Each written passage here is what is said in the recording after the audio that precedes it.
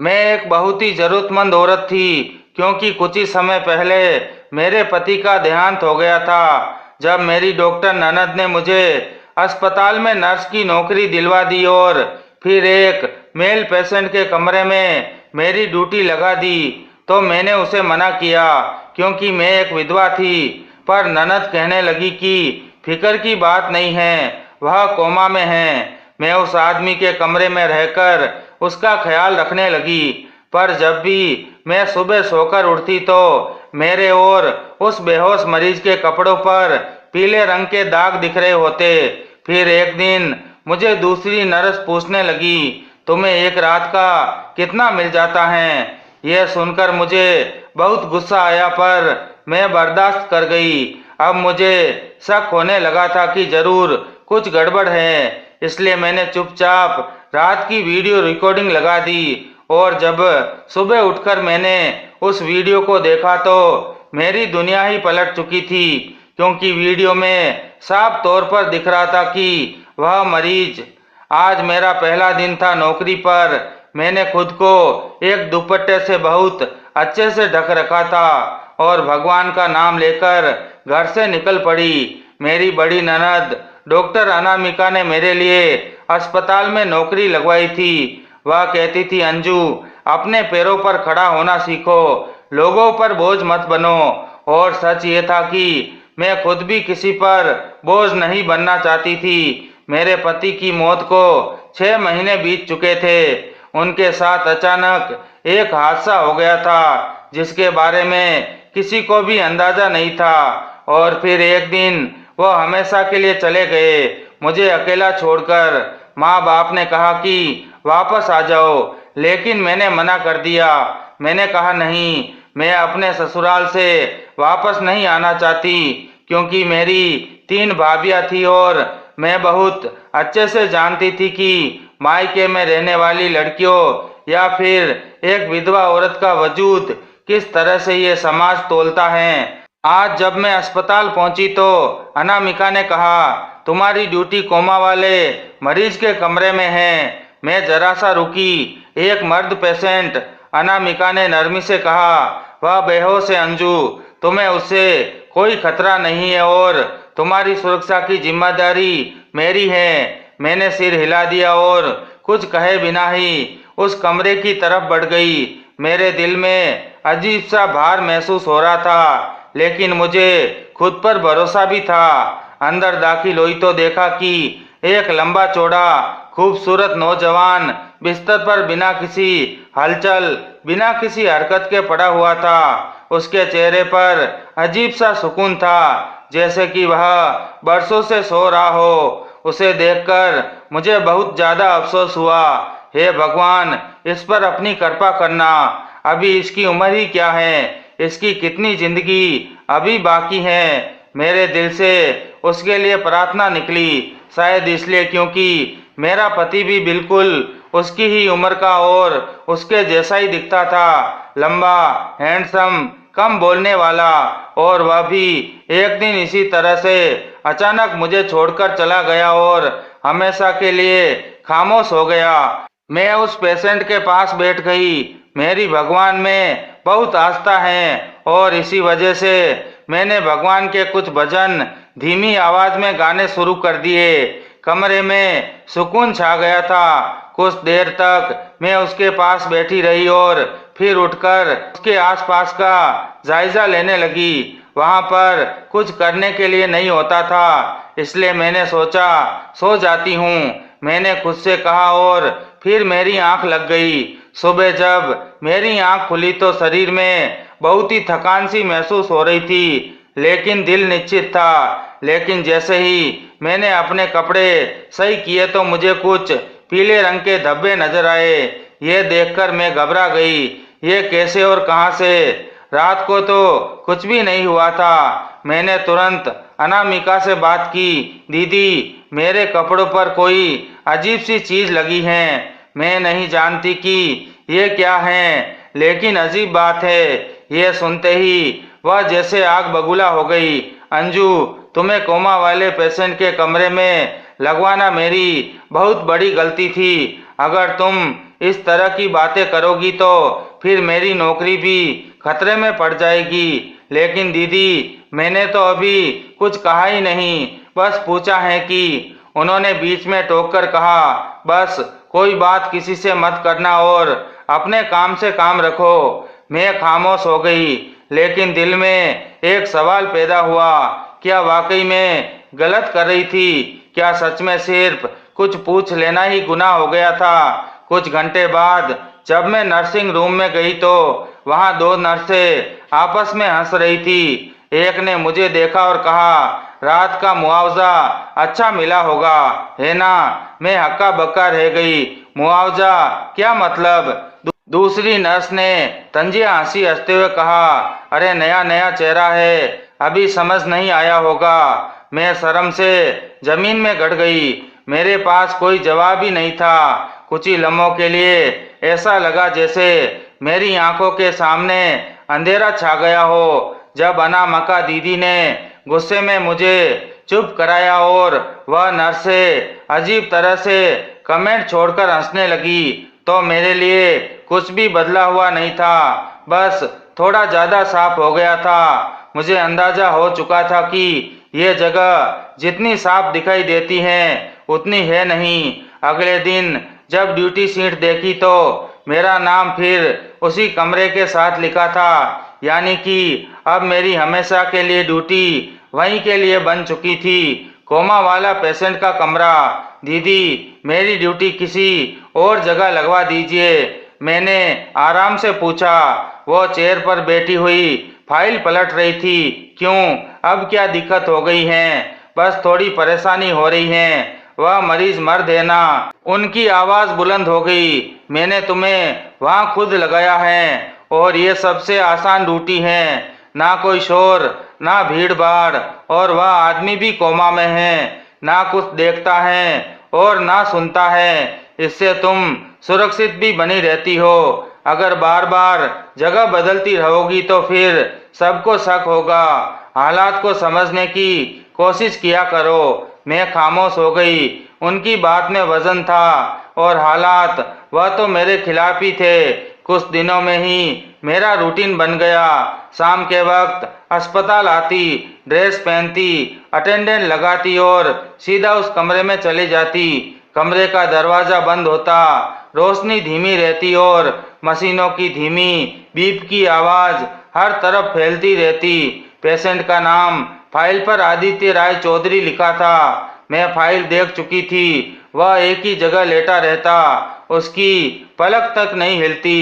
कुछ दिन बाद एक दिलचस्प बात हुई। सफाई के दौरान मुझे कमरे की दराज खुली हुई मिली। अंदर एक पुरानी घड़ी, एक गंगा जल की बोतल और एक छोटी सी डायरी नुमा नोटबुक थी।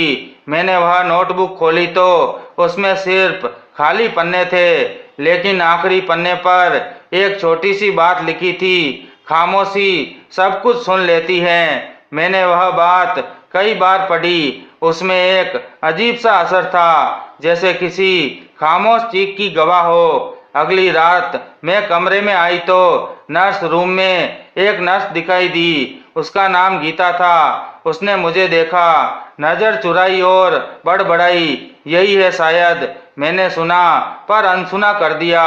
रात को हमेशा की तरह मैंने बाकी पेशेंट को दवाइयाँ दी, टेम्परेचर चेक किया और वापस अपनी ड्यूटी वाले रूम में आ गई। मैं आज अपने साथ एक बहुत अच्छी किताब लेकर आई थी। मैंने सोचा कि मैं पढ़कर आदित्य को सुनाऊंगी, क्योंकि कोमा में जो मरीज होता है वह कम से कम सुन तो सकता ही है ना, और वह बेचारा ना जाने कब से इसी हाल में लेटा होगा।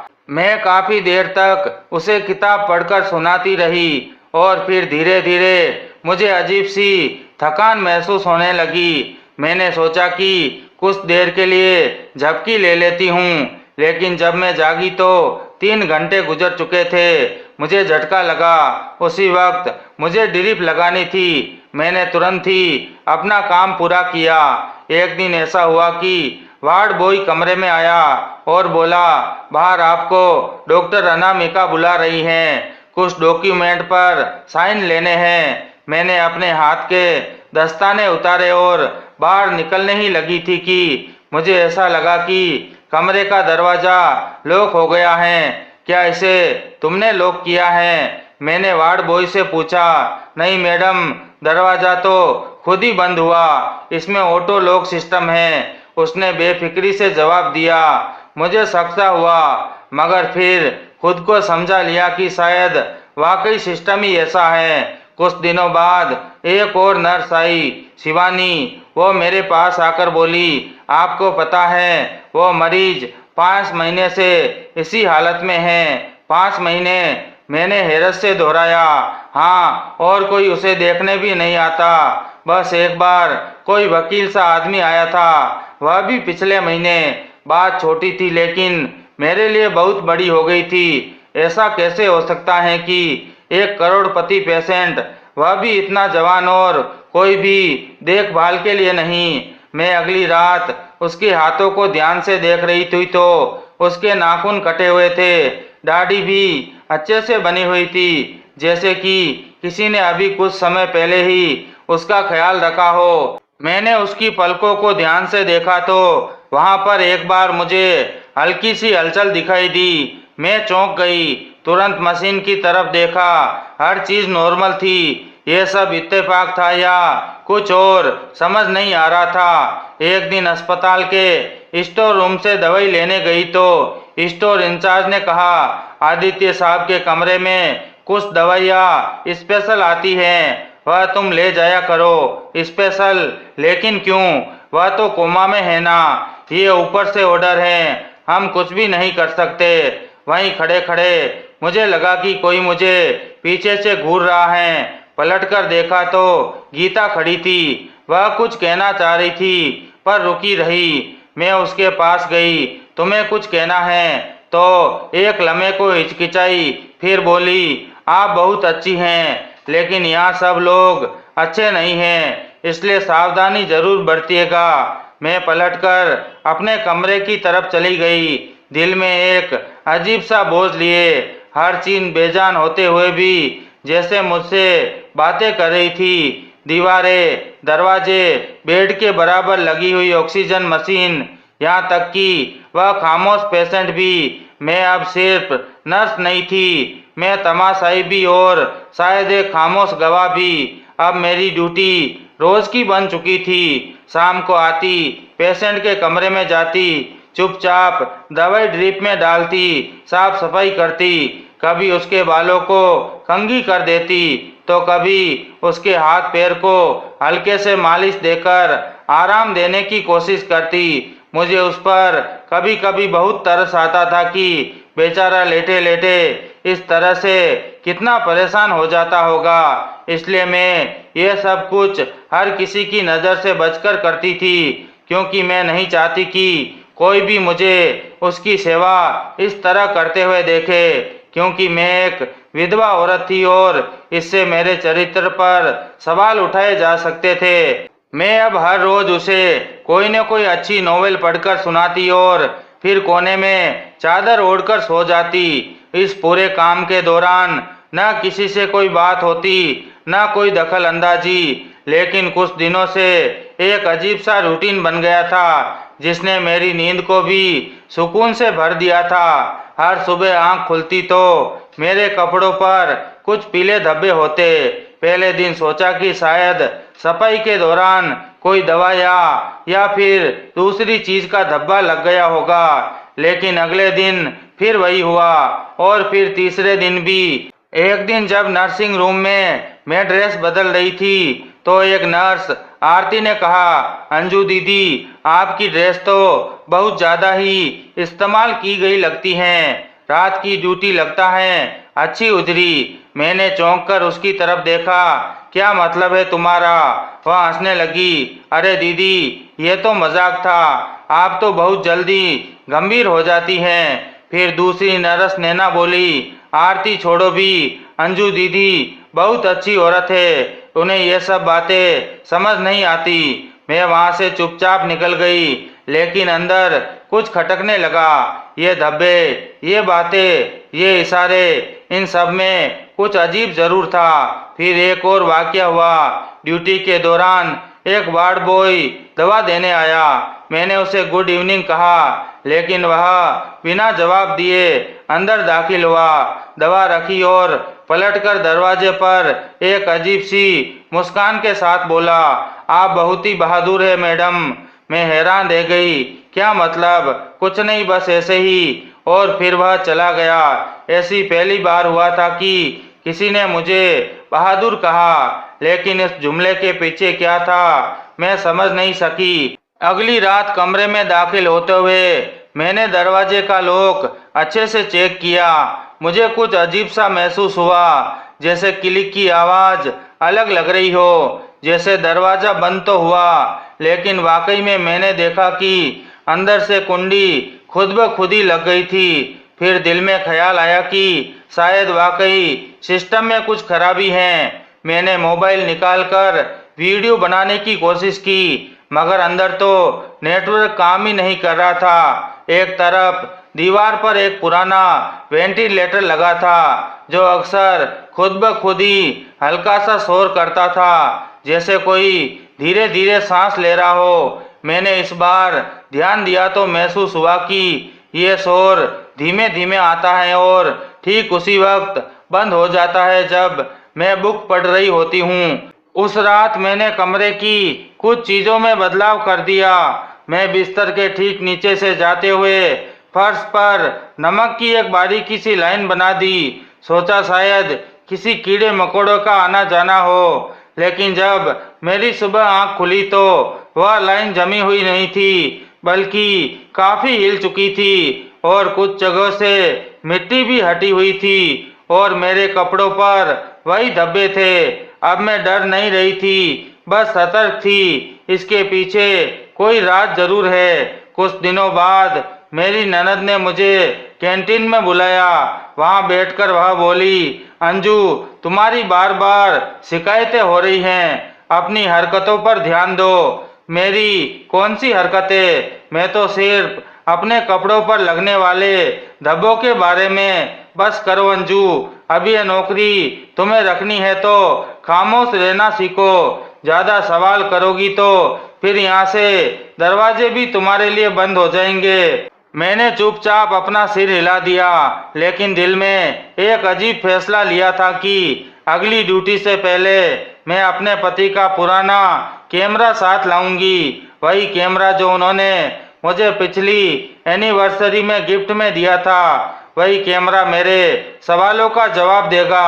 कुछ तो है, कुछ अजीब इशारे हैं जो लगातार मुझे कुछ समझाने की कोशिश कर रहे हैं, और शायद अगली रात वे इशारे साफ हो जाएंगे। जब वो रात आई जिसमें मैंने अपने पति का पुराना कैमरा उठाया, तो दिल में अजीब सी घबराहट थी। वो कैमरा मेरे लिए सिर्फ एक चीज नहीं था, एक निशानी थी उस जिंदगी की जो अचानक मेरे हाथों से रेत की तरह निकल गई थी। कैमरे की बैटरी चार्ज की और एक खुफिया जगह पर माइक्रो एसडी कार्ड डाला और सोचा कि अब इसे कहाँ लगाऊं कि सब कुछ रिकॉर्ड हो जाए और किसी को शक भी ना हो। उस रात मैंने वही किया जो मेरे दिल ने कहा। कैमरा मैंने एक नई जगह पर लगाया, पेशेंट की बिस्तर के ठीक बाईं तरफ सामने।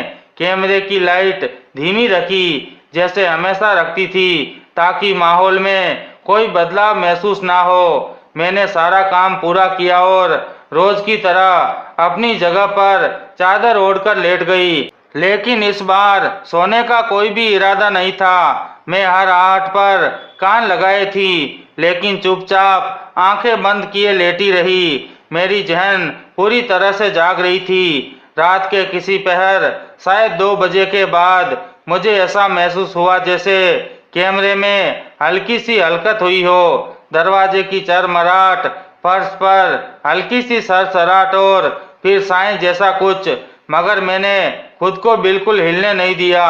कुछ देर बाद वही खामोशी फिर लौट आई। सुबह हुई तो मैं जल्दी से घर आई, कैमरे का दरवाजा बंद किया, पर्दे गिराए और कैमरा निकालकर लैपटॉप से वह रिकॉर्डिंग वीडियो देखना शुरू किया। जैसे ही वीडियो चली, मैंने खुद को सख्ती से कुर्सी पर बिठाया, क्योंकि मुझे अंदाजा था कि जो कुछ नजर आने वाला है वह शायद मेरी बर्दाश्त से बाहर हो। वीडियो की शुरुआत हमेशा की तरह ही थी। मैं नोवेल पढ़ रही थी और फिर एक तरफ जाकर लेट गई। वक्त गुजरता रहा और फिर कुछ देर बाद वीडियो में वह पल आ गया जिसने मेरे अंदर की सारी हवा खींच ली। पेशेंट, जिसे आदित्य चौधरी के नाम से जाना जाता था, धीरे धीरे अपने बिस्तर से उठा। कोई हिचकिचाहट नहीं, जैसे हर रात वह ये सब करता हो। उसने पहले बैठकर अपनी गर्दन दाएं बाएं घुमाई, जैसे कि बंधी हुई कोई पट्टी खोल रहा हो। फिर उसने धीरे से चंपल पहनी और कमरे में चला गया। वीडियो में उसकी चाल में पूरी तरह से होशो हवास नजर आ रहा था। वह कमरे के कोने तक गया, फिर पलटकर मेरे पास आया।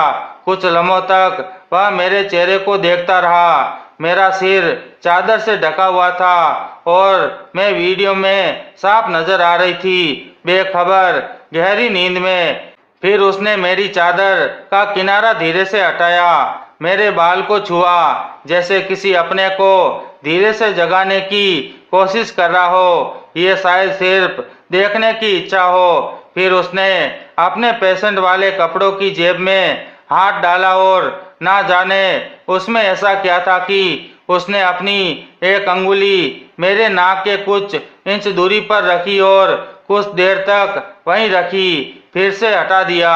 इससे मुझे इतना समझ आ गया कि वह या तो मेरी सांसें चेक कर रहा है या मुझे कुछ महसूस करवा रहा है। फिर उसने पास में रखी कुर्सी उठाई और उसे मेरे पास रख दिया। दराज खोली और उसमें से वह तेल की पुरानी शीशी निकाली जो कई दिनों से वहीं रखी थी। कुर्सी पर बैठकर उसने मेरे हाथों को बहुत नरमी से थामा और उस पर तेल लगाना शुरू कर दिया। धीरे धीरे वह मसाज करता रहा, जैसे ये रोज की आदत हो। उसने मेरे पैरों पर भी वही तेल लगाया। यह सब इतनी खामोशी से हो रहा था कि मुझे कुछ भी समझ में नहीं आ रहा था, या शायद मैं बेहोश थी। कुछ लम्हों बाद उसने मेरे हाथ को थामे रखा। उसके चेहरे पर एक अजीब खामोश सा सुकून था, जैसे वह किसी गहरे दर्द से निकलकर अब शांति की ओर बढ़ रहा हो। फिर बिना किसी जल्दबाजी के उसने शीशी वापस दराज में रखी, चंपल उतारी, कुर्सी वापस उसी जगह पर रखी और आकर बेड पर लेट गया, उसकी पोजीशन में जैसे वह हमेशा लेटा होता था। मैंने वीडियो रोक दी। मेरे हाथ कांप रहे थे, दिल तेजी से धड़क रहा था। दिमाग में बस एक बात गूंज रही थी, यह इंसान कोमा में नहीं है। मैंने तुरंत मोबाइल उठाया और अनामिका दीदी को कॉल किया, लेकिन उनका नंबर बंद आ रहा था। मैंने वीडियो फिर से चलाया और कुछ स्क्रीनशॉट ले लिए सबूत के तौर पर। दोपहर को जब मैं अस्पताल पहुंची तो वार्ड में दाखिल होते ही वही शख्स मिला जिसने कुछ दिन पहले मुझे बहादुर कहा था। उसने फुसफुसाते हुए कहा, आपने वह वीडियो देख ली? मैं चौंक गई। उसे कैसे पता? वह आगे कुछ नहीं बोला, बस गर्दन झुकाकर वहां से चला गया। मैं समझ गई कि यहाँ और भी लोग हैं जो सब जानते हैं मगर चुप है। मैं सीधा अनामिका दीदी के ऑफिस गई, दरवाजा खटखटाकर अंदर गई और बिना कुछ कहे मोबाइल उनके सामने रख दिया, वीडियो चला दी। वह पूरी वीडियो चुपचाप देखती रही। जब वीडियो खत्म हुई तो उन्होंने मोबाइल मेरी ओर वापस धकेल दिया और कहा, यह सब नकली है, शायद तुम्हें सपना लगा हो। तुम्हारी वीडियो अस्पताल के मैनेजमेंट पर सवाल उठा रही हैं। तुम अपनी नौकरी खुद खतरे में डाल रही हो। मैंने दृढ़ता से कहा, यह सपना नहीं है, यह हकीकत है और अब यह बात मुझ तक नहीं रहेगी। उन्होंने कठोर लहजे में कहा, अंजू, इस वक्त तुम बहुत जज्बाती हो, बेहतर होगा कुछ दिन की छुट्टी ले लो। मैंने जवाब दिया, नहीं, मैं अपनी ड्यूटी पर आऊंगी। वहीं उसी कमरे में वह मुझे घूरती रह गई और मैं ऑफिस से निकल गई। शाम को जब मैं स्टोर रूम से दवाई लेने गई तो एक नर्स मेरे पास आई और धीरे से बोली, वह इंसान जो बेड पर है सिर्फ सोता नहीं, वह देखता है और सुनता भी है। मैंने पूछा, तुम्हें कैसे पता? वो बोली, कभी कभी मैं वहाँ कुछ करती हूँ तो वह मुस्कुराता था। मैं उसी दिन समझ गई कि कुछ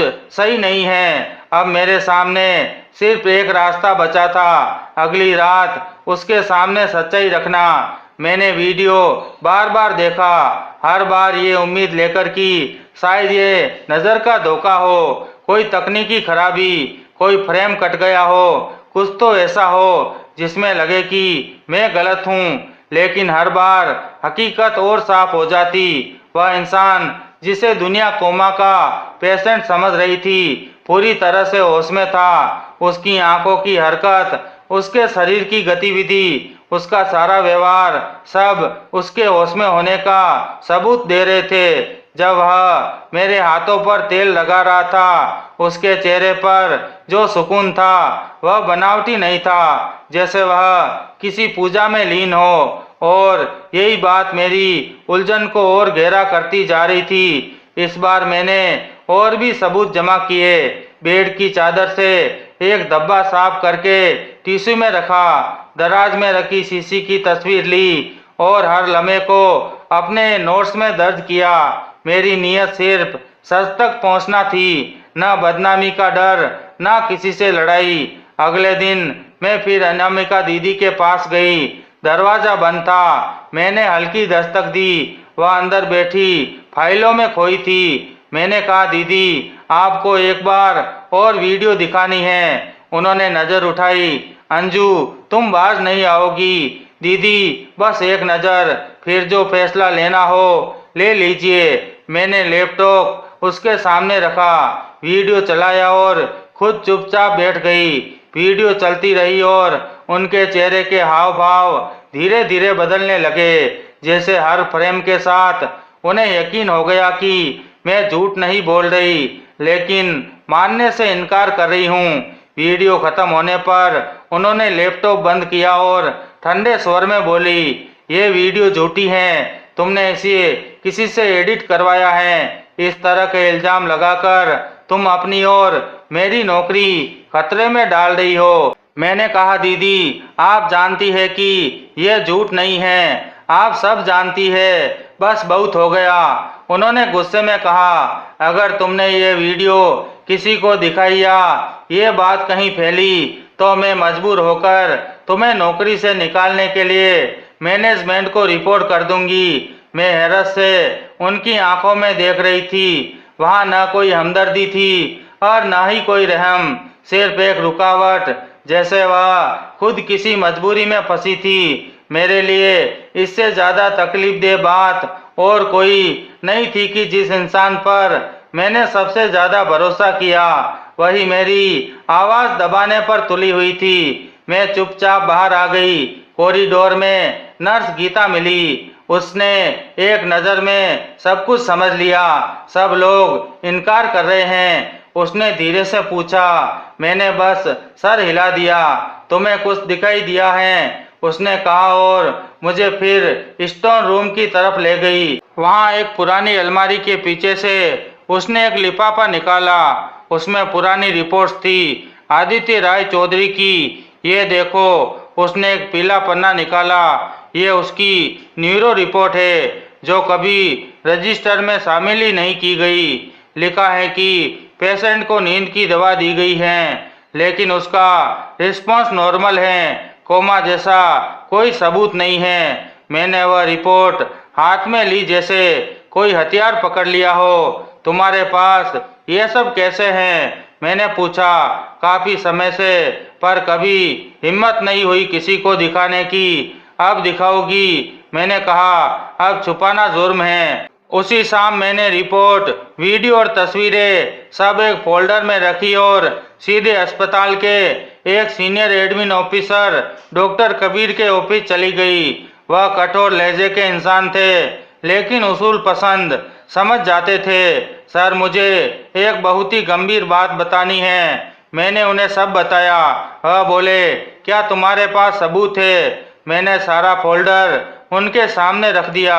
उन्होंने एक एक चीज ध्यान से देखी, वीडियो चलाई, रिपोर्ट की जांच की और फिर बोले, अगर ये सच है तो पूरा सिस्टम झूठ पर चल रहा है। जी, और मेरी ननद डॉक्टर अनामिका वह सब जानती है। उन्होंने तुरंत फोन उठाया, किसी को बुलाया और मुझे कहा, तुम खामोशी से वापस अपनी ड्यूटी पर जाओ, आगे हम संभाल लेंगे। उसी रात मेरे दिल ने यह फैसला लिया कि अब जो भी हो, सच्चाई से पीछे नहीं हटूंगी। कमरे में आई तो आदित्य हमेशा की तरह खामोश पड़ा था, पर आज पहली बार उसे देखकर मैं न डरी हुई थी न घबराई हुई, क्योंकि अब मैं जान चुकी थी कि वह बेहोश नहीं, सिर्फ चुप है। और अब मैं भी चुप नहीं रहूंगी। डॉक्टर कबीर ने वीडियो देखकर कहा तो था कि मामला संभाल लेंगे, लेकिन 2 दिन गुजर गए और कोई कार्रवाई होती नजर नहीं आई। अनामिका दीदी ने एक बार भी मुझसे बात नहीं की, सिर्फ एक नज़र डाली, जैसे मैं उनके लिए अब गैर जरूरी हो चुकी हूँ। ड्यूटी अभी भी वही, कमरा वही, पेशेंट वही और वही खास माहौल। मैं सोचने लगी कि सिर्फ वीडियो और जुबानी शिकायत काफ़ी नहीं, मुझे सबूत चाहिए जो सिर्फ दिखे नहीं, पढ़े भी जा सके। उसी रात मैंने एक प्लान बनाया। नाइट ड्यूटी के दौरान जब ward boy clerk store room में गया, मैं खामोशी से नर्सिंग रूम में पीछे गई, जहाँ पेशेंट की फाइल रखी जाती थी। फाइल को एक एक करके देखने में मैंने समय बर्बाद नहीं किया, सिर्फ आदित्य राय चौधरी का नाम ढूंढा और तुरंत कमरे में वापस आ गई। दरवाजा बंद किया, बेड लैंप जलाया और फाइल खोली। पहले पन्ने पर लिखा था, patient deep coma monitors 3 month. ये वही बात थी जो सब कहते आए थे, लेकिन अगले पन्ने पर एक और कागज चिपका हुआ था, जैसे जल्दी में जोड़ा गया हो। उस पर एक छोटा सा नोट लिखा था, नाम Aditya Rai Chaudhary, condition stable, under protective observation. Aditya Rai Chaudhary, ये नाम ऐसा लगने लगा जैसे मैं पहले भी सुन चुकी थी। कुछ महीने पहले मेरे पति के साथ जब मैं एक जगह पर गई थी, तब उसने बताया था कि आदित्य राय चौधरी एक बहुत बड़ा बिजनेसमैन है। रियल एस्टेट, टेक्सटाइल और बहुत सारे इंस्टीट्यूशन, हर जगह उसी का नाम था। मैं और पन्ने पलटने लगी। रिपोर्ट में कुछ चीजें गायब थी, जैसे कोई जानबूझकर जानकारी छुपा रहा हो। एक पुरानी एक्सेल रिपोर्ट के पीछे एक हाथ में लिखी डिटेल नजर आई, possible found, please suspect, case referred. मैंने वह फाइल दुपट्टे में लपेटकर वापस रख दी। अब दिमाग में एक नया सवाल था, अगर ये इंसान इतना पावरफुल है तो फिर इसे यहाँ क्यों छुपाया गया है, और कौन चाहता था कि ये कभी न जागे। अगले दिन मैंने अस्पताल की पुरानी नर्स संगीता दीदी से बात करने का फैसला किया। वह सुबह की शिफ्ट में आती थी और बीते 20 सालों से यहीं पर काम कर रही थी। अस्पताल की दीवारें जैसी खामोश लेकिन सब कुछ जानने वाली। कैंटीन में चाय लेते हुए मैंने पूछा, दीदी आप आदित्य के बारे में कुछ जानती है? वो लम्हा भर रुकी। क्यों पूछ रही हो? बस ऐसे ही, कुछ रिपोर्ट अजीब है और वह ऐसा पेशेंट नहीं लगता जैसा बताया जाता है। उन्होंने इधर उधर देखा, फिर धीरे से बोली, तुम्हें कोई धमकी तो नहीं मिली? अभी तक नहीं, मगर सच जानने की सजा कब तक दूर रहती है? संगीता दीदी थोड़ी देर खामोश रही, फिर धीरे से बोली, यह इंसान कुछ महीने पहले जहर खुरानी के केस में आया था। इसकी हालत बहुत नाजुक थी, लेकिन ये बच गया। पुलिस में रिपोर्ट दर्ज हुई, लेकिन अगले ही दिन कार्रवाई बंद कर दी गई। क्यों? मैंने पूछा। कहा गया कि फैमिली को शक है कि वह अपनी जान लेने की कोशिश कर रहा था, मगर वह खुद खुशी नहीं। अंजू, मैंने अपने कपड़ों पर निशान देखे थे और सबसे बढ़कर जब वह होश में आया तो खुद बोलकर उसने कहा था कि मुझे मेरे अपने मारना चाहते हैं। फिर यह सब छुपाया क्यों गया? क्योंकि उसने खुद कहा था कि उसकी जिंदा होने की खबर बाहर नहीं जानी चाहिए। उसने कहा, मुझे मरने के करीब समझकर जो चेहरे बेनकाब हो रहे हैं उन्हें पूरी तरह बेनकाब होने तो।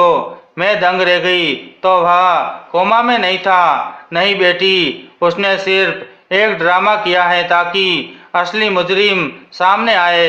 आपने ये बात किसी को नहीं बताई। हमेशा सोचा कि ऐसा करूं, फिर वही डर नौकरी की सुरक्षा का। लेकिन तुम्हें वह हिम्मत है जो हम में नहीं थी।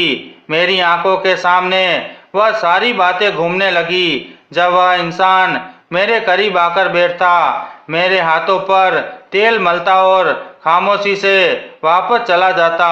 मैं कितनी बेखबर थी, लेकिन अब नहीं। मैं वापस वार्ड में आई और कमरे का दरवाजा बंद करके कुछ देर उसके चेहरे को देखा।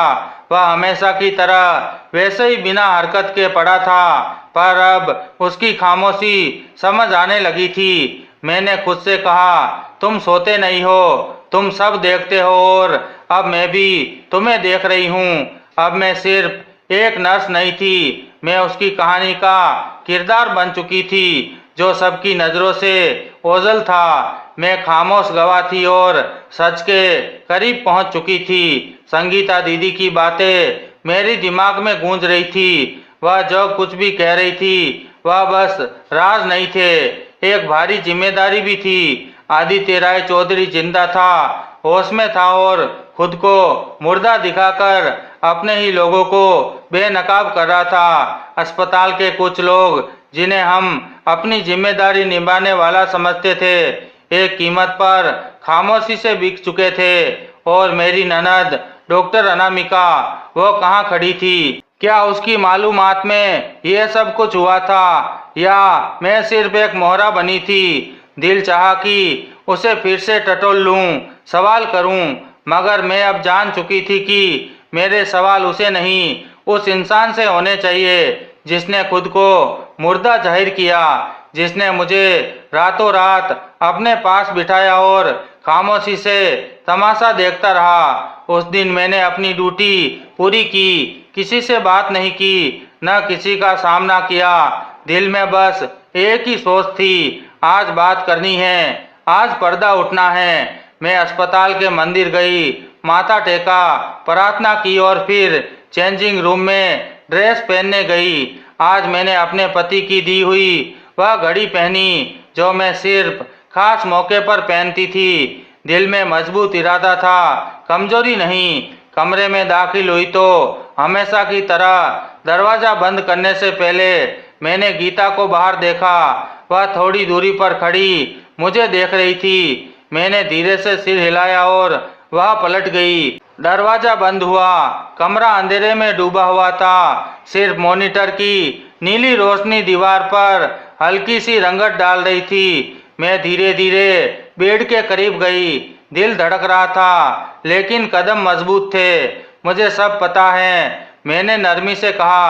अब ये ड्रामा बंद कर दीजिए। वो लम्हा कुछ पल का मेहमान था। अचानक एक पलक झपकने के सेकंड में उसने आंखें खोल दी। मैं पत्थर बनी खड़ी थी और वह आदित्य राय चौधरी पूरे होशो हवास में मुझे देख रहा था। आखिरकार तुमने सच जान लिया अंजू, उसने धीरे से कहा। कितने दिनों से तमाशा चल रहा है? मैंने पूछा। आवाज में कोई भी कपकपाहट नहीं थी। काफी दिनों से, बल्कि महीनों से। लेकिन तुम्हारे आने के बाद ये सारा खेल एक और ही दिशा में चला गया। तुमने मुझे क्यों चुना? मैंने तुम्हें नहीं चुना, हालात ने किया। तुम्हारी फिक्र, तुम्हारी खामोशी, तुम्हारी अच्छाई, तुम्हारा ये मिजाज, ये सब कुछ खुद ब खुद मेरे लिए भरोसा का कारण बन गया। और अनामिका, मैंने पूछा, वह भी सब जानती है? नहीं, अनामिका को सिर्फ इतना पता है कि मैं जिंदा हूँ। बाकी कहानी उसके लिए भी छुपा ली गई है। लेकिन वह खुद को सुरक्षित रखना जानती हैं। तुम्हारी खामोशी मेरे लिए मुश्किल थी। तुम जानते थे कि मैं क्या कह रही हूँ, फिर भी खामोश रहे। वह लम्हे भर को चुप रहा, फिर बोला, मैं मजबूर था। अगर किसी पर भरोसा करता तो सब कुछ बर्बाद हो जाता, तुम पर भी सकता, लेकिन तुमने खुद ही सब साफ कर दिया। अब क्या चाहते हो? सच का पूरा चेहरा दिखाना चाहता हूँ। मेरे अपने करीबी भाई बहन, बिजनेस पार्टनर्स, सबने मुझे खत्म करने का प्लान बनाया, जहर दिया, गाड़ी के ब्रेक फेल करवाए और फिर अस्पताल में एडमिट करवा के मेरी मौत की खबर फैला दी। और तुमने चुपचाप सब सह लिया, यहाँ छुपकर रहना मंजूर किया। नहीं अंजू, मैंने वक्त को खरीदा है। यहाँ से बाहर हर चीज खतरनाक है, लेकिन अंदर से मैं एक एक चीज को नोट कर रहा हूँ। मेरे वकील, मेरे खुफिया गार्ड और कुछ वफादार लोग पूरी रिपोर्ट तैयार कर रहे हैं। सिर्फ एक खास वक्त का इंतजार है, और तब तक मैं क्या करती रहूं? अब तुम्हें कुछ नहीं करना, तुम सिर्फ मेरी सच्चाई की गवाह बन चुकी हो। मैंने कुर्सी खींचकर उसके पास रखी और बैठ गई। मैं कोई तमाशा देखने वाली नहीं हूँ आदित्य। मैंने इस अस्पताल की दीवारों के पीछे बहुत कुछ सहा है, और जो कुछ होगा उसमें मेरा भी हिस्सा होगा। वह मुस्कुराया, तुम्हारा हिस्सा तो सबसे मजबूत है। शायद इस कहानी की शुरुआत तुम ही हो। वह खामोश हो गए। कमरे में सिर्फ मशीनों की हल्की आवाज बाकी रह गई। मैं उस रात सोई नहीं, वह भी नहीं। पहली बार दो जागते हुए इंसान उस कमरे में एक साथ थे, बिना पर्दे, बिना झूठ के। सुबह हुई तो बाहर रोशनी थी, मगर मेरे अंदर पहली बार सुकून था, क्योंकि अब मेरे सामने कोई पर्दा नहीं था। जब आदित्य ने नरमी से कहा, मैं जानता था कि तुम सब समझ जाओगी, तो मेरे कदम खुद ब खुद पीछे हटे। उसके लहजे में तसल्ली थी, मगर मेरे दिल में भारी गुस्सा उभरने लगा। मैंने गहरी सांस ली और बिना किसी झिझक के कहा, तुमने मेरे भरोसे का फायदा उठाया। तुमने मुझे हर रात इस कमरे में रखा, अपनी सच्चाई छुपाकर मुझे तमाशा बनाया। वह कुछ देर खामोश रहा, फिर धीरे से बोला, नहीं अंजू, मैंने तुम्हें आजमाया। किसी इंसान के किरदार को परखने के लिए वक्त लगता है, और मैं हर कदम पर देख रहा था कि कौन मेरी गैर मौजूदगी में वफादारी निभाता है। तुमने वह सब किया जिसे कोई वैल्यू भी नहीं करता। मैंने रुख मोड़ा, जैसे अपनी नाराजगी को छुपाना चाहती थी, लेकिन सच यही था कि उसकी बातों में भी वजन था। मुझे अपनी खुददारी की कुर्बानी नहीं देनी थी, लेकिन यह भी मानना पड़ा कि जो इंसान इतनी बड़ी साजिश के खिलाफ अकेला खड़ा हो, वह किसी पर भी तुरंत भरोसा नहीं कर सकता। तुम्हें कब पता चला कि मैं शक करने लगी हूँ? मैंने पूछा। उसी दिन जब तुमने मेरा हाथ झटका। उस रात मैंने पहली बार तुम्हारी आंखों में भरोसे की जगह सवाल देखे थे। मैं कुर्सी पर बैठ गई। आदित्य अपनी उसी पोजीशन में लेटा रहा, मगर उसकी आंखों में वो गहराई थी जो सच छुपाने वाले में नहीं होती। तुम इस सब से क्या निकलना चाहते हो? मैंने साफ शब्दों में पूछा। इंसाफ और उसकी जमानत जो मेरे लिए खड़ी हुई जब सबने मेरा साथ छोड़ दिया।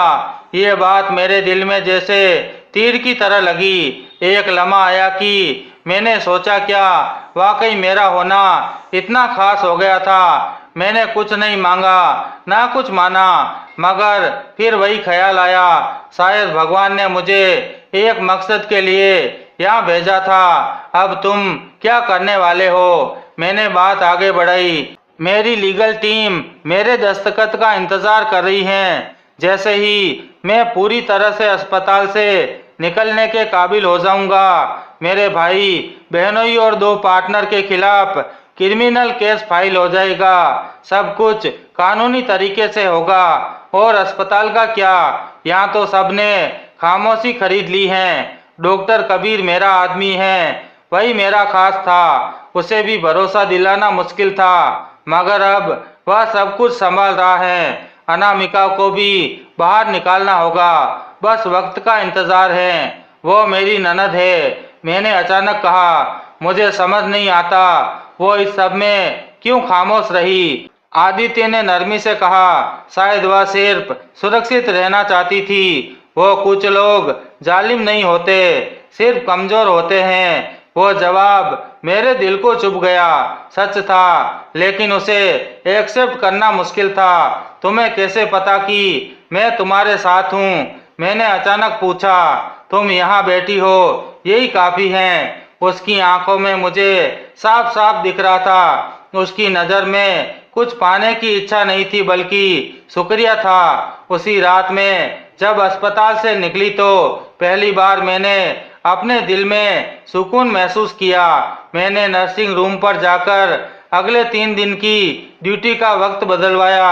इरादा था कि इन 3 दिनों में मैं हर वह चीज देखूं, सुनूं और नोट करूं जो इस साजिश का हिस्सा हो सकती थी। अगले दिन संगीता दीदी को अपने भरोसे में लिया। उनसे कहा, अगर कुछ भी हो, अगर कोई भी तुमसे सवाल करे तो बस ये कहना कि अंजू पेशेंट की प्राइवेसी का ख्याल रख रही हैं। उन्होंने मेरी बात के जवाब में अपना पर्स खोला और अंदर से पुराना फोन निकाला। ये उस दिन का है जब उसके भाई पहली बार यहाँ आए थे। मैंने उस दिन इसमें कुछ रिकॉर्डिंग सुरक्षित कर ली थी। मैं हमेशा सोचती रही कि कब दूं, लेकिन अब वक्त आ गया है। मैंने फोन लिया। रात को घर आकर उसकी ऑडियो चेक की। आदित्य के भाई की आवाज थी। ये कमबख्त अभी मरा क्यों नहीं? डॉक्टर को और डोज बढ़ानी होगी। जायदाद के कागजात पर दस्तखत किए बिना मर गया तो सारा प्लान बर्बाद हो जाएगा। मेरे हाथ एक और सबूत लग गया। मैंने वह क्लिप कॉपी करके सुरक्षित कर ली। अगली सुबह मैंने आदित्य को सुनाई। उसने खामोशी से सुनी। उसने आंखें बंद कर ली और कहा, और खेल खत्म होने को आ गया है। मैंने कहा, नहीं, अभी एक कदम बाकी है। कौन सा? तुम्हारे सामने आना, उन सबके सामने जिन्होंने तुम्हें मुर्दा समझकर तुम्हारा हिस्सा बांट लिया। वह मुस्कुराया, धीरे से बोला, तो मेरा साथ दोगी? अब मैं पीछे नहीं हट सकती। हम दोनों जानते थे ये सिर्फ साजिश नहीं, एक नई हकीकत की शुरुआत थी। और इस हकीकत में मेरा किरदार खत्म नहीं हुआ था, बल्कि अब शुरू हुआ था। जब मैंने आदित्य को वह ऑडियो सुनाई, उसकी पलकें भी नहीं झपकी, जैसे वह हर बात पहले से जानता हो। मगर उस लम्हे के बाद उसकी खामोशी बदल गई। अब वह बार बार नोटिस देखता, कॉल्स करता, फाइलों की चेकिंग करवाता, जैसे एक जंग का आखिरी प्लान बाकी हो और वह उसे खुद पूरा करना चाहता हो। मैं सिर्फ देख रही थी, सुन रही थी और सीख रही थी। ये वह दिन थे जब मुझे एहसास हुआ कि कोई इंसान अगर अकेला और सब्र से काम कर ले तो पूरी दुनिया की साजिश भी उसे तोड़ नहीं सकती। कमरे में अक्सर उसके वकील आते, खुफिया दस्तावेजों पर दस्तक लिए जाते और व्हाट्सएप पर खुफिया मैसेज एक दूसरे को भेजे जाते। मैंने एक दिन पूछा, क्या यह सबसे सुरक्षित तरीका है? आदित्य ने जवाब दिया, यही सुरक्षित है। वो लोग मुझसे ज्यादा समझदार हैं, लेकिन लापरवाह जरूर है। उनकी मक्कारी ने उन्हें बेनकाब कर दिया। उसी शाम जब मैं ड्यूटी खत्म करके निकलने ही वाली थी, एक गाड़ी खामोशी से अस्पताल के पीछे दरवाजे पर आकर रुकी। गाड़ी से 2 आदमी निकले। एक के हाथ में लैपटॉप बैग था। वह अंदर आए और सीधा आदित्य के कमरे में दाखिल हो गया। मैं समझ गई, यह फाइनल कार्रवाई की शुरुआत थी। अगले दिन अस्पताल के बाहर मीडिया तैनात खड़ी थी, लेकिन कोई चिल्लाहट नहीं, कोई शोर शराबा नहीं। खामोशी से पुलिस की 2 गाड़ियां आई और 3 लोगों को अस्पताल के अमले के रास्ते से हिरासत में लेकर निकल गई। उनमें वही 2 चेहरे शामिल थे जो मैंने आदित्य की फाइल में दस्तखत करते देखे थे। बाद में पता चला, 1 महीने की रिकॉर्डिंग, गवाहों के बयान और फाइनेंसिंग ट्रांजैक्शन की सारी फाइलें तैयार की गई थी। आदित्य ने सब कुछ अपने हाथ में रखा और आखिरी लम्हे तक किसी पर यह जाहिर नहीं होने दिया कि वह कब कहाँ और कैसे वार करेगा। शाम को जब मैं हमेशा की तरह पेशेंट की फाइल अपडेट कर रही थी तो डॉक्टर कबीर ने मुझे बुलाया। तुम्हारे लिए एक खास मैसेज है, उन्होंने कहा और मुझे एक सफ़ेद लिफाफा थमा दिया। मैंने उसे खोला तो अंदर एक सादा सा नोट था। उसमें सिर्फ 2 बातें लिखी थी। कल सुबह मैं अस्पताल छोड़ रहा हूँ, तुमने मेरी जिंदगी बचाई आदित्य। मेरे लिए ये 2 वाक्य आम नहीं थे। मैंने एक सफर देखा था और ऐसा लगा कि उसका पहला पड़ाव अब खत्म हो रहा था। अगली सुबह आदित्य एक खास रास्ते से पूरी सुरक्षा के बीच अस्पताल से निकल गया। उसके जाने के बाद कमरा खाली खाली लगने लगा, जैसे दीवारों पर लटके कैलेंडर रुक गए हो, जैसे ऑक्सीजन मशीन की आवाज अब सिर्फ शोर बनकर रह गई हो। मेरी ड्यूटी तो चलती रह गई मगर दिल वहीं कहीं अटका रह गया था। अनामिका दीदी से 2 बार मुलाकात अस्पताल के कॉरिडोर में हुई। उन्होंने नजरें झुकाकर कहा, मुझे अंदाजा नहीं था कि यह मामला इतना संगीन है। शायद मैं वक्त पर कुछ बोलती तो बेहतर होता। मैंने कोई शिकायत नहीं की, सिर्फ इतना कहा, वक्त अगर सच बोल दे तो हम सब चुप रह जाते हैं। कुछ दिन बाद जब सब कुछ नॉर्मल हो गया, एक दोपहर मैं अपने कमरे में बैठी थी, कपड़े तय कर रही थी, तभी दरवाजे पर दस्तक हुई। गीता खड़ी थी, हाथ में छोटा सा सफेद लिफाफा था। ये आपके लिए है, बाहर से आया है, कहकर वह चली गई। मैंने लिफाफा खोला तो उसमें एक साधारण सा कार्ड था। ऊपर गोल्डन साइज से लिखा था शादी का निमंत्रण और नीचे लिखा था अंजू वेड्स आदित्य। मेरे हाथ कांपने लगे। मैंने कार्ड दोबारा बंद कर दिया, जैसे कुछ गलत पढ़ लिया हो, लेकिन वह कार्ड सच था और मेरा नाम भी। मैंने फौरन उठाया और संगीता दीदी को कॉल किया। दीदी, मुझे कुछ मिला है, शायद आपको सुनकर हैरत होगी। उन्होंने चुपचाप मेरी बात सुनी और सिर्फ इतना कहा, बेटा, भगवान जिसके लिए भला चाहता है उसके लिए ऐसे फैसले खुद करता है। मैंने किसी को कुछ नहीं बताया। 2 दिन तक सोचती रही, क्या यह रिश्ता एक एहसान का सिला था या एक रिश्ते की बुनियाद।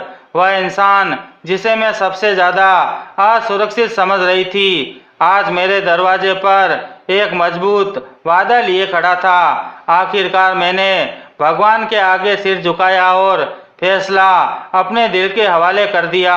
अब एक और कदम उठाना था, मगर यह कदम जिंदगी की तरफ था। वह कार्ड कई दिन मेरे तकिए के नीचे रखा रहा। मैं उसे बार बार खोलती, पढ़ती और फिर रख देती। आदित्य का फैसला मेरे लिए हैरान कर देने वाला नहीं था, लेकिन यह सोचना कि मैं वाकई उसकी नई शुरुआत का हिस्सा बन सकती हूँ, ये मेरे लिए आसान नहीं था।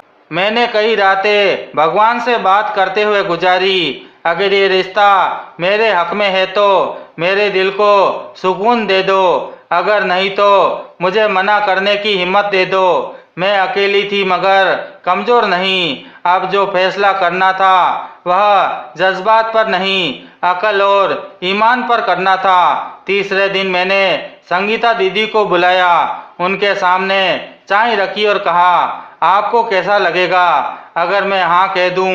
वह थोड़ी देर चुप रही, फिर बोली, अंजू, तुमने उस आदमी को उस वक्त इज्जत दी जब दुनिया ने उसे मरा हुआ समझ लिया था। अगर वह तुम्हें जिंदगी की इज्जत देना चाहते हो तो ये तुम्हारा अधिकार है। मैंने उनकी बात सुनकर सिर झुका लिया। अगले दिन मैंने फोन उठाया, आदित्य के वकील का नंबर मिलाया और सिर्फ इतना कहा, मेरा जवाब हाँ है, मगर मेरी कुछ शर्तें भी हैं। वकील ने कहा, मैं उन्हें सब बता दूंगा। शाम तक आदित्य की तरफ से मैसेज आ गया, तुम्हारी हर बात मुझे दिल से कबूल है। शादी साधारण तरीके से होगी और रिश्ता सिर्फ इज्जत पर कायम होगा। इस जवाब ने मेरे दिल को एक नरमी दी। मैंने लाल दुपट्टा निकाला, वही जो मेरी पहली शादी में मुझे पहनाया गया था उसमें कई पुरानी यादें थी, मगर आज उसमें एक नया मोड़ जुड़ने जा रहा था। शादी की तारीख तय हुई। एक छोटे से हॉल में, ना कोई बैंड बाजा, ना कोई दिखावा, बस दो दिल, दो परिवार और दो गवाह। उसी दिन मैंने अपनी पहली शादी का लहंगा पहना और अपने पहले पति का दिया हुआ वह छोटा सा लॉकेट, जिसे मैं हमेशा दिल के करीब रखती थी। संगीता दीदी मेरे साथ थी और गीता ने मेरा दुपट्टा ठीक किया। आप बहुत खूबसूरत लग रही हो अंजू दीदी, उसने कहा। मैं सिर्फ प्रार्थना करूंगी कि ये सारी खुशियाँ हमेशा बनी रहे। पंडित जी ने मंत्र पढ़ना शुरू किया। हम दोनों साथ में बैठे थे। वह पूरे वक्त सिर झुकाए पूरी संजीदगी से चुपचाप बैठा रहा। उसे जैसा जो रस्म निभाने को कहा गया उसने वैसे ही निभाया। जब उसे मेरी मांग भरने को कहा गया तो मेरे थोड़े हाथ कांपने लगे। मैंने आंखों से इशारा करके उसे इजाजत दी। उसने मेरी मांग भरी और फिर मुझे मंगलसूत्र पहनाया। हर रस्म के साथ मेरे दिल का बोझ हल्का होता गया। फिर हम 7 फेरे लिए। मैं हर फेरे का वचन दिल से बोली और भगवान से प्रार्थना की कि जिस सफर की शुरुआत तूने मेरे सब्र से करवाई उसका अंजाम भी मेरे लिए बेहतर बना दे। ना कोई फोटोग्राफर था, ना वीडियो, ना कोई पोस्ट, बस मेरे दिल में उस लम्हे की तस्वीर सुरक्षित थी जिसमें मेरी वफादारी और मेरी सच्चाई एक नए रिश्ते में बंध गई थी। वापिस आने के बाद संगीता दीदी ने मेरे हाथ पकड़कर कहा, तुम सिर्फ पत्नी नहीं हो, एक मिसाल हो। आदित्य ने शादी के बाद मुझसे कहा, मैंने दुनिया को दिखाया कि मैं मरा हुआ हूँ, मगर तुमने मुझे एहसास दिलाया कि मैं जिंदा रहने के काबिल भी हूँ। तुमने जिस तरह से मेरा ख्याल रखा, मेरे बारे में सोचा, मेरे अकेलेपन को हर रोज दूर करने की कोशिश की, उसी ने मेरे दिल में तुम्हारे लिए एक खास जगह बना दी। मैंने मुस्कुराते हुए कहा, तो इसलिए तुम रोज मेरे हाथ पैर की मालिश करते थे? उसने थोड़ा शर्माते हुए कहा, हाँ, क्योंकि मुझे हर बार एहसास होता कि तुम मेरे लिए कितनी मेहनत करती हो और थक जाती हो। बस उसी के लिए एक छोटी सी कोशिश करता था और कुछ नहीं। हमने कोई हनीमून प्लान नहीं किया, किसी दूसरे देश की सैर पर नहीं निकले। अगले दिन हम दोनों एक साथ मंदिर गए। वहां जाकर पूजा की, गरीबों में कपड़े बांटे, सब कुछ एक साथ किया, जैसे दो आम इंसान जो एक गैर मामूली मुश्किल से गुजरकर अब साधारण तरीके से जिंदगी जीने की कोशिश कर रहे थे। मेरी जिंदगी के इम्तिहान खत्म नहीं हुए थे, लेकिन अब मुझे अकेले उनका सामना नहीं करना था। अब शादी किसी एहसान का बदला नहीं थी, ये दो रास्तों का मेल था जो अलग अलग चलते चलते एक मोड़ पर आकर एक साथ हो गए। अब मैं एक नई जिंदगी में दाखिल हो चुकी थी जिसमें मेरे हमसफर वह सब कुछ जानते थे जो मैं छुपाना चाहती थी। उसके बाद जो उन्होंने मुझे अपनाया वह किसी एहसान से बढ़कर था। शादी के बाद जिंदगी में एक नया सुकून आया, लेकिन यह वह खामोशी नहीं थी जो दुख के बाद आती है। यह वह करुणा थी जो भगवान की मर्जी से नसीब होती है। मैं वही अंजू रही, साधारण भगवान पर विश्वास करने वाली। फर्क सिर्फ इतना आया कि अब मेरा हर कदम किसी के साथ था। आदित्य ने शादी के बाद कुछ भी जताया नहीं, ना अधिकार दिखाया। उसकी आंखों में सिर्फ एक चीज थी, भरोसा। एक दिन सुबह नाश्ता करते हुए उसने कहा, मैं चाहता हूँ कि तुम अपनी जिंदगी वहीं से दोबारा शुरू करो जहाँ से तुमने उसे छोड़ा था, लेकिन इस बार पूरे भरोसे के साथ।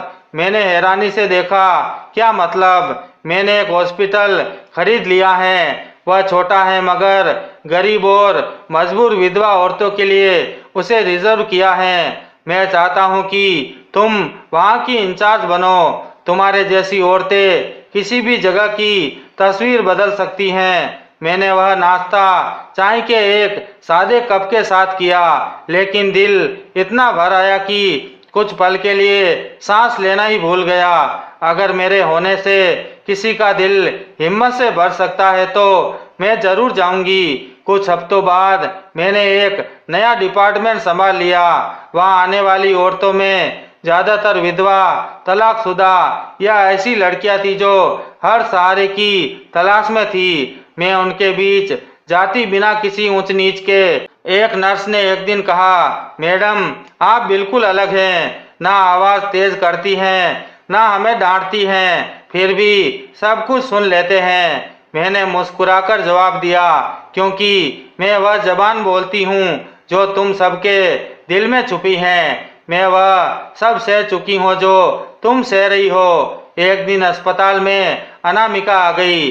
मैं अपने ऑफिस में अंदर रिपोर्ट देख रही थी जब दरवाजे पर दस्तक हुई। दरवाजा खुला। वो धीरे धीरे अंदर आई।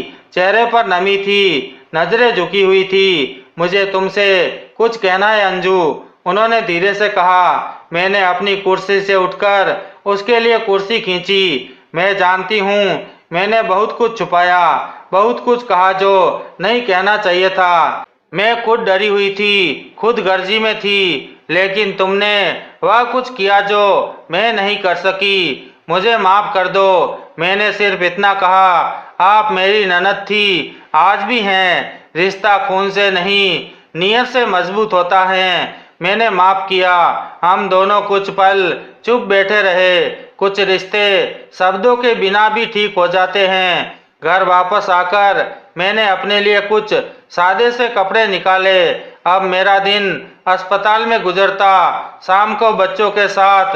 हाँ, भगवान ने मुझे बेटियों की खुशी दी थी, वह नन्ही जाने जिन्हें मैंने अपनी प्रार्थना और सब्र से जोड़ना सिखाया। एक दिन बड़ी बेटी बोली, माँ क्या सारी औरतें इतनी ही मजबूत होती हैं जितनी आप है? मैंने उसके माथे पर हाथ रखते हुए कहा, नहीं, लेकिन जो औरत सब्र और सच को अपना हथियार बना ले उसे कोई झुका नहीं सकता। आदित्य अक्सर शाम को देर से आते, लेकिन हर बार बैठकर मुझे पूरे दिन के बारे में सुनाते। कभी कभार एक दो बातें भी कहते। हमारे रिश्ते में दिखावा नहीं था, पर भरोसा बहुत था। फिर एक दिन अस्पताल में काम से निकलते वक्त मैं उस दरवाजे के सामने से गुजरी जिसके अंदर मेरी पहली ड्यूटी लगी थी। वही कमरा जहाँ से मेरी आजमाइश हुई थी। अब वह कमरा जनरल पेशेंट के लिए इस्तेमाल होता था।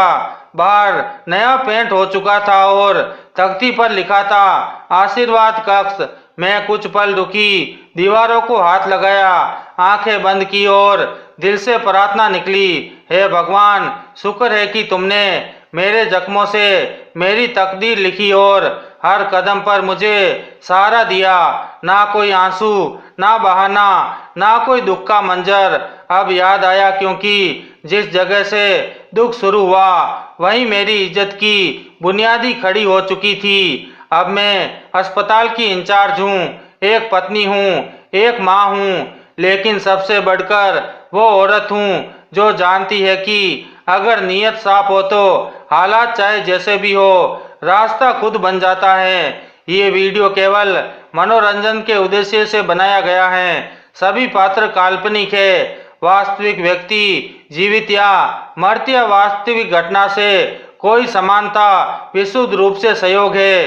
किसी भी व्यक्ति, धर्म या जाति को ठेस पहुंचाने की मंशा नहीं है। तो दोस्तों, अगर आपको हमारी कहानी पसंद आई हो तो कमेंट करें, वीडियो को लाइक करें और ज़्यादा से ज़्यादा शेयर करें। चैनल पर नए हैं तो सब्सक्राइब करें और नोटिफिकेशन बेल दबाएं ताकि अगली अपडेट सबसे पहले आपको मिले।